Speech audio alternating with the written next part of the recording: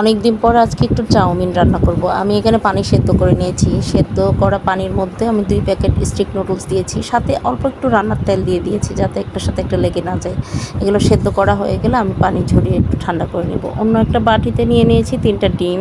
তারপর ওগুলোকে আমি কাঁটা চামচের সাহায্যে ভালোভাবে একটু ফেটিয়ে নেব। একটা কড়াইতে তেল গরম করে ওখানে ফেটে রাখা ডিমগুলো দিয়ে ভালোভাবে নাড়িয়ে চাড়িয়ে একটু ভেজে নেব, সাথে একটু লবণে দিয়ে দিয়েছি। ডিমগুলোকে উঠিয়ে রাখবো।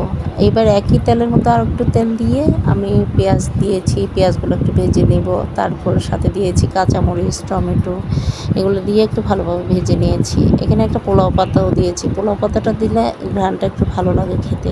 তারপর দিয়ে দিয়েছি গাজর কুচি, লবণ দিয়েছি, তারপরে নুডলসের সাথে থাকা যে মশলাটা ওটাও দিয়েছি, সাথে একটা ম্যাগি মশলাও দিয়েছি। একটু সয়া সস, একটু টমেটো সস দিয়ে ভালোভাবে ভেজে নেব। এগুলো ভেজে নেওয়ার পরে সেদ্ধ করা নুডলসগুলো দিয়ে দিব আর ভেজে রাখা ডিমগুলো একটু দিয়ে দিব। এবার সবগুলো মিক্স করব ভালোভাবে। একটু অল্প আঁচে রান্নাটা করতে হবে যাতে তলানিতে লেগে না যায়। ভালোভাবে মিক্স করতে হবে চাউমিনগুলোর সাথে মশলাগুলো যাতে একসাথে মিক্স হয়ে যায় খুব ভালোভাবে। একদম অল্প আঁচে মিক্স করব আমি। আমার চাউমিন রেডি। এই যে উপরে চিকেন দিয়েছি।